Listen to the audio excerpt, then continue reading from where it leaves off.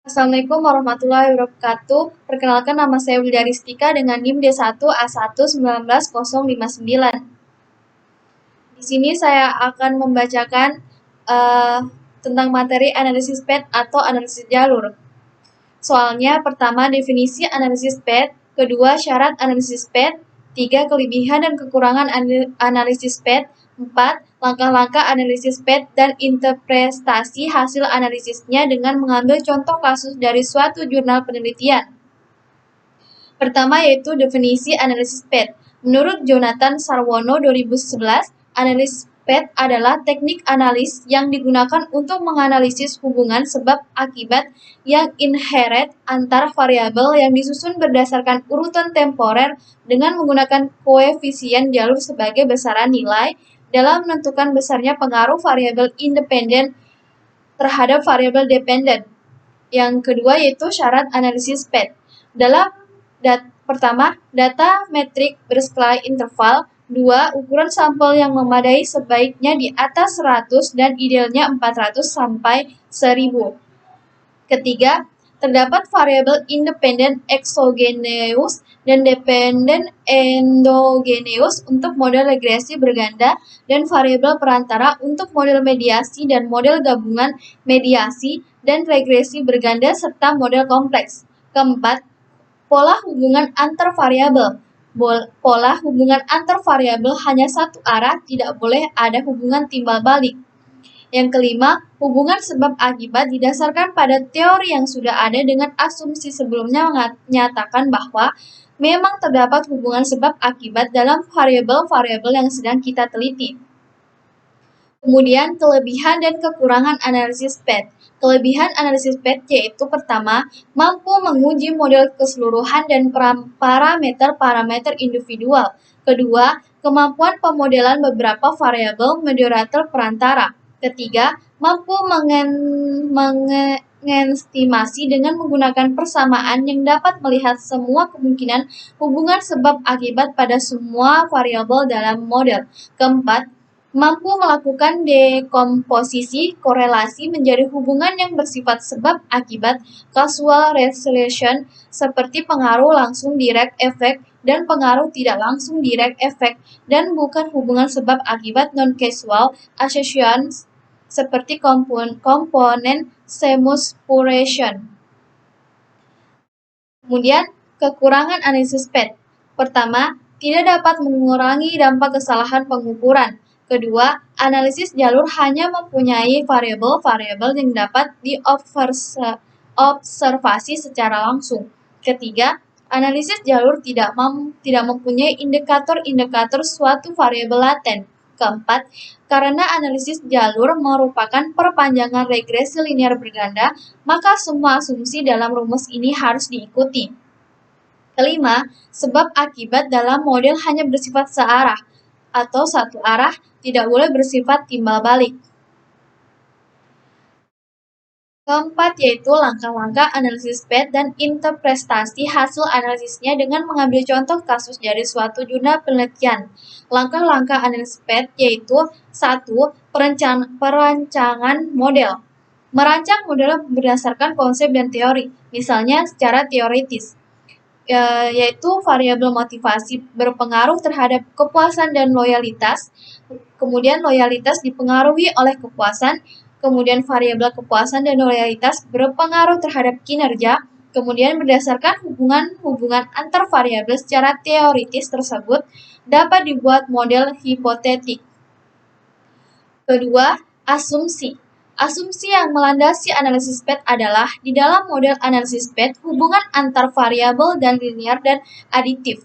Hanya model rekursif dapat dipertimbangkan, yaitu hanya sistem aliran kausal ke satu arah. Sedangkan pada model yang mengandung kausal bolak-balik tidak dapat dilakukan analisis PET. Data variabel endogen minimal dalam skala interval. Observed variables diukur tanpa kesalahan instrumen pengukuran valid dan reliable.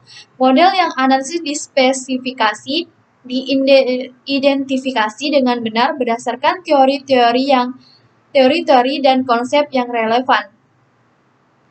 Kemudian, pendugaan parameter. Perhitungan koefisien jalur.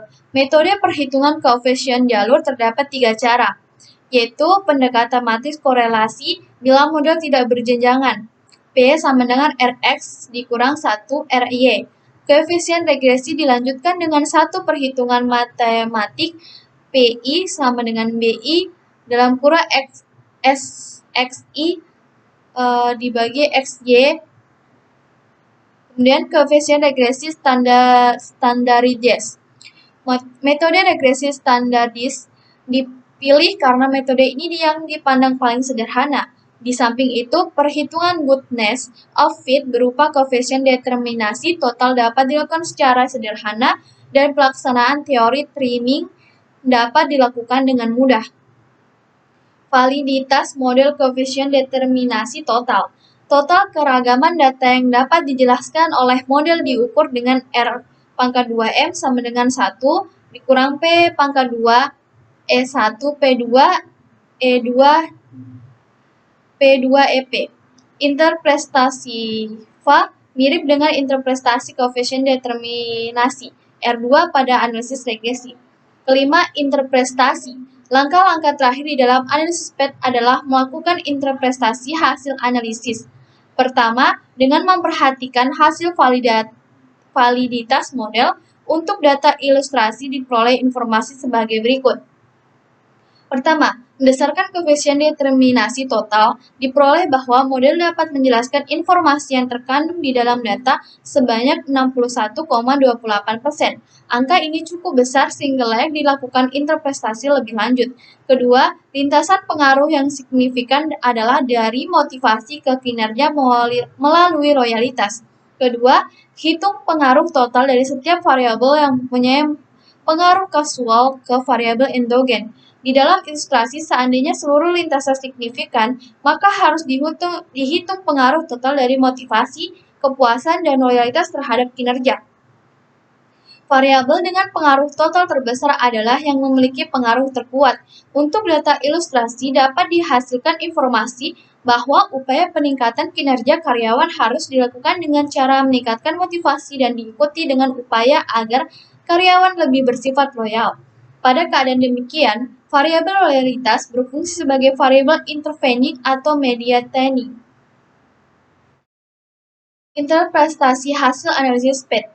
Berdasarkan hasil penelitian yang berjudul analisis jumlah tenaga kerja tingkat pendidikan pengeluaran pemerintah pada pertumbuhan ekonomi dan dampak terhadap kemiskinan di Sulawesi Utara tahun 2001 sampai 2010 dengan menggunakan metode analisis jalur atau PET analysis, maka hasilnya sebagai berikut. Pertama, tenaga kerja berpengaruh secara langsung dan positif terhadap pertumbuhan ekonomi, yang berarti semakin tinggi tingkat tenaga kerja semakin tinggi pula pertumbuhan ekonomi yang diteliti di Provinsi Sulawesi Utara. Kedua, pendidikan berpengaruh secara langsung terhadap pertumbuhan ekonomi, yang artinya semakin tinggi tingkat pendidikan untuk tamatan SLTA dan tamatan perguruan tinggi, maka semakin tinggi pula pertumbuhan ekonomi di Provinsi Sulawesi Utara. Pengeluaran pemerintah berpengaruh secara langsung terhadap pertumbuhan ekonomi, yang berarti semakin banyak pengeluaran pemerintah di Provinsi Sulawesi Utara, maka pertumbuhan ekonomi akan semakin besar pula. Keempat, tenaga kerja, pendidikan, dan pengeluaran pemerintah secara simultan berpengaruh signifikan terhadap pertumbuhan ekonomi. Kelima, tenaga kerja berpengaruh secara langsung terhadap kemiskinan, di mana semakin banyak tenaga kerja, maka tingkat kemiskinan di Provinsi Sulawesi Utara akan semakin menurun. 6. Pengeluaran pemerintah berpengaruh secara langsung terhadap kemiskinan, yang berarti semakin banyak pengeluaran pemerintah dikeluarkan, maka tingkat kemiskinan di Provinsi Sulawesi Utara akan semakin rendah. Sekian dari saya. Apabila ada salah kata mohon dimaafkan. Wassalamualaikum warahmatullahi wabarakatuh.